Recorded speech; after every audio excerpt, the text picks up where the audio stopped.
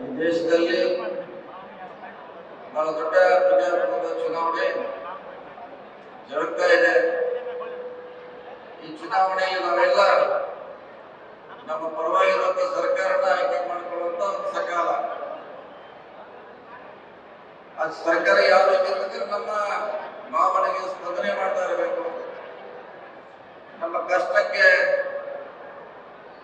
ಸಹಕಾರ ಸಹಾಯ ಮಾಡಬೇಕು, ನಮ್ಮ ಅಭಿವೃದ್ಧಿ ಕೆಲಸಗಳಿಗೆ ಸದಾ ಸ್ಪಂದನೆ ಮಾಡಿದ ಸರ್ಕಾರ ಅಂತ. ಆ ಸರ್ಕಾರದ ಎಲ್ಲ ಗುಣಗಳು ಭರವಸೆ ಅದು ಕಾಂಗ್ರೆಸ್ ಪಕ್ಷದಲ್ಲಿದೆ.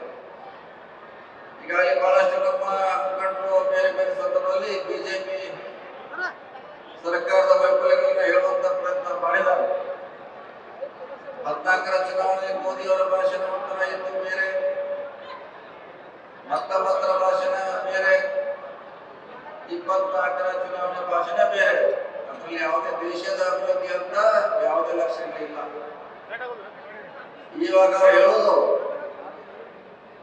ಭಾವನೆಯನ್ನ ಕೆಳಿಸುವಂತ ಭಾಷಣಗಳು. ನಮಗೆ ಅದರ ಅವಶ್ಯಕತೆ ಇಲ್ಲ.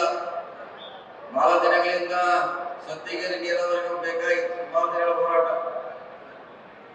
ಅದು ಸಿದ್ದರಾಮಯ್ಯ ಸರ್ಕಾರದಲ್ಲಿ ಡಿ ಕೆ ಶಿವಕುಮಾರ್ ನೀರಾವರಿ ಸಚಿವರಾದ ಮೇಲೆ ಅದು ಕಾರ್ಯರೂಪಕ್ಕೆ ಬಂದಿದೆ. ಅದೆಲ್ಲ ಅಂತರ ಸರ್ಕಾರ ಬೇಕಾಗಿದೆ.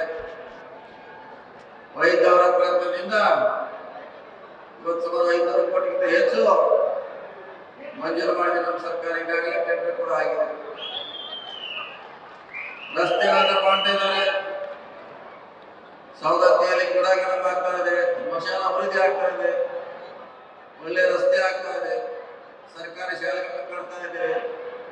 ಇದನ್ನ ಬಯಸ್ತಾ ಇದೆ ಸರ್ಕಾರ ಕಡೆಯಿಂದ. ಅದು ಸರ್ಕಾರ ಕೊಡುವಂತ ಶಕ್ತಿ ಕಾಂಗ್ರೆಸ್ ಪಕ್ಷದಲ್ಲಿ ಇದೆ. ಅದಕ್ಕಾಗಿ ಕಾಂಗ್ರೆಸ್ ಪಕ್ಷಕ್ಕೆ ನಾವೆಲ್ಲ ಆಶೀರ್ವಾದ ಮಾಡಬೇಕು. ಮೊನ್ನೆ ಕೂಡ ಯರಗಟ್ಟಿ ಸಭೆಯಲ್ಲಿ ಹೇಳಿದ್ವಿ, 8 ವಿಧಾನಸಭಾ ವ್ಯಾಪ್ತಿಯಲ್ಲಿ ಯಾವ್ದಾದ್ರು ಹೆಚ್ಚಾಗುವಂತ ವಿಧಾನಸಭೆ ಯಾವ್ದು ಎಲ್ಲಿ ಹೆಚ್ಚು ಮಾಡಿಕೊಡ್ತೀರ?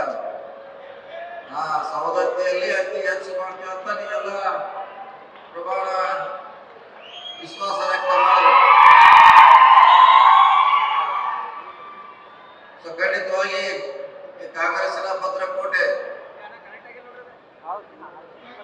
ಹೆಚ್ಚು ಶಕ್ತಿಯನ್ನ ಕಾಂಗ್ರೆಸ್ ಪಕ್ಷಕ್ಕೆ ನಾವು ಕೊಡಬೇಕು.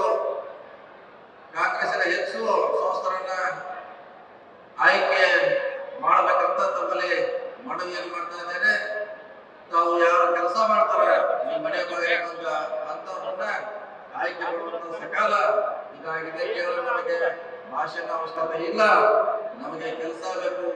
ನಮ್ಮ ನೀರಾವರಿ ಯೋಜನೆಗಳೇ ಬೇಕು, ರಸ್ತೆಗಳೇ ಬೇಕು, ಸಾಮಾಜಿಕ ನ್ಯಾಯದ ಪರವಾಗಿರುವಂತ ಸರ್ಕಾರ ನಮಗೆ ಬಹಳ ಅವಶ್ಯಕತೆ ಇದೆ. ಅದಕ್ಕಾಗಿ ದಯವಿಟ್ಟು ಆ ಹಿನ್ನೆಲೆಯಲ್ಲಿ ಆ ಕಾರಣಕ್ಕಾಗಿ ಕಾಂಗ್ರೆಸ್ ಅನ್ನು ಬೆಂಬಲಿಸಬೇಕಂತ ಹೇಳಿ ನನ್ನ ಮಾತು ನಮಸ್ಕಾರ. ನ್ಯೂಸ್ ಫಸ್ಟ್ ನಿರ್ಭೀತಿಯಿಂದ ನಿಮ್ಮ ಪರವಾಗಿ.